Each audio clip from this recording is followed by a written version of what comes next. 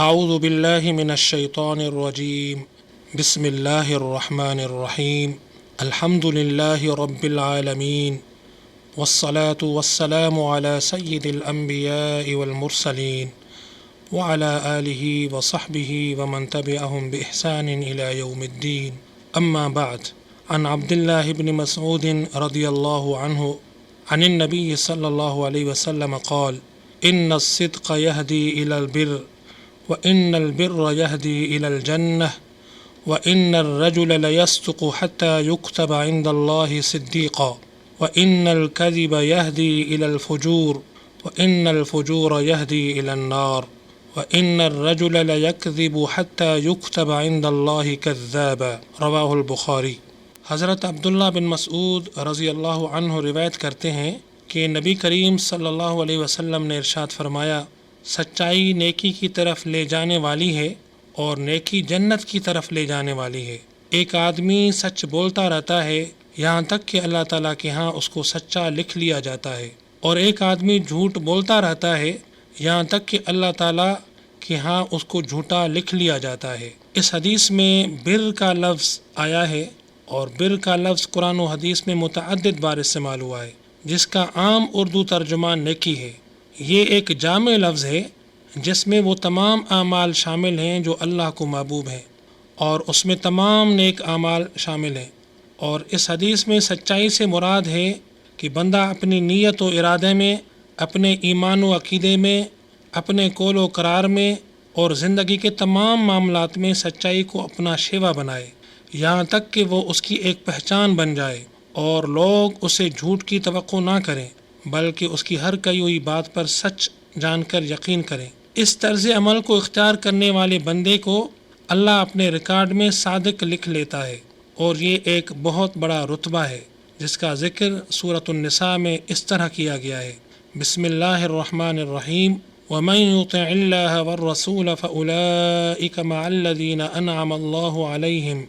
مِنَ النَّبِيِّينَ وَالصِّدِّيقِينَ وَالشُّهَدَاءِ وَالصَّالِحِينَ وَحَسُنَ أُولَئِكَ رَفِيقًا۔ جس نے بھی اطاعت کی اللہ کی اور رسول صلی اللہ علیہ وسلم کی، تو ایسے لوگ قیامت کے دن ان لوگوں کے ساتھ ہوں گے جن کے اوپر اللہ تعالیٰ نے انعام و اکرام فرمایا ہے، اور وہ ہیں نبی، صدیق، شہید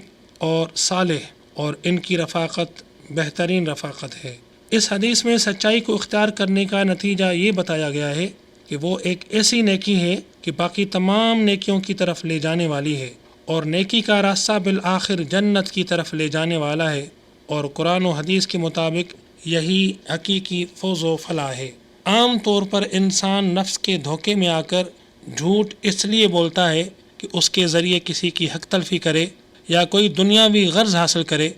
سچ بولنے سے انسان ایسی حق تلفیوں سے بچ جاتا ہے جس سے اس کے لیے نیکیاں آسان ہو جاتی ہیں۔ اس حدیث میں مزید فرمایا گیا ہے کہ جھوٹ بدی کی طرف لے جانے والا ہے، اور بدی جہنم کی طرف لے جانے والی ہے۔ فجور، جس کا اردو ترجمہ بدی ہے، بدی دراصل اللہ کی نافرمانی والے ہر عمل کو کہتے ہیں۔ اس حدیث میں اس حقیقت سے پردہ اٹھایا گیا ہے کہ جھوٹ تمام برائیوں کی جڑ ہے۔ اس کو اختیار کر کے انسان تمام برائیوں پر جری ہو جاتا ہے، اور اس طرح ایک ایسے راستے پر چل پڑتا ہے جو بالآخر جہنم تک لے جاتا ہے۔ ایسے انسان سے اعتماد و بھروسہ اٹھ جاتا ہے، اور وہ لوگوں کی حق تلفی کے لیے جھوٹ کو اپنا شیوا بنا دیتا ہے، یہاں تک کہ اللہ تعالیٰ اپنے ریکارڈ میں اس کو جھوٹا لکھ لیتا ہے۔ اس حدیث میں سچ اور جھوٹ کی حقیقت واضح کی گئی ہے، اور یہ بتایا گیا ہے کہ وہ غیر معمولی اعمال ہیں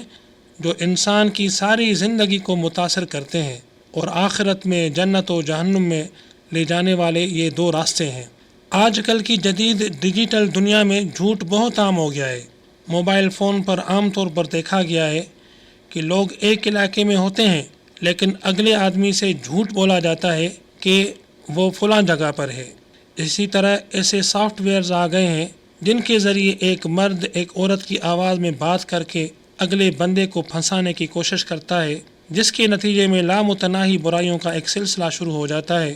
جس میں بسا اوقات لوگوں کی زندگیاں خطرے میں پڑ جاتی ہیں۔ فیس بک وغیرہ پر جعلی اکاؤنٹس بنا کر لوگوں کی کردار کشی اور جھوٹی خبریں پھیلا کر بدگمانیاں پیدا کر کے لوگوں کی زندگیاں برباد کی جاتی ہیں۔ لڑکے لڑکیوں کو اور لڑکیاں لڑکوں کو گمراہ کرنے کی کوشش کرتے ہیں اور ان کو پھنسانے کی کوشش کرتے ہیں، جس کے نتیجے میں بسا اوقات لوگ اپنی زندگیوں سے ہی ہاتھ دھو بیٹھتے ہیں۔ جھوٹ کی ان ہولناکیوں کو دیکھ کر کوئی صاحب عقل و بصیرت اندازہ لگا سکتا ہے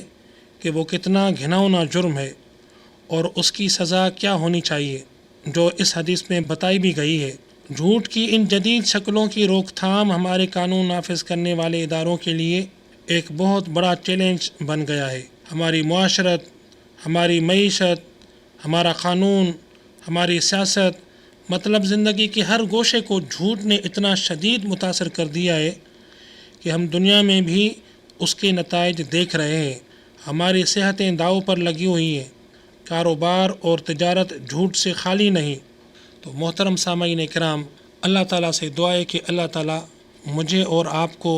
اپنی زندگیوں میں جھوٹ سے اجتناب کرنے کی توفیق عطا فرمائے اور سچائی اور راست گوئی کو اپنا شعار بنانے کی توفیق عطا فرمائے۔ وما علینا الا البلاغ المبین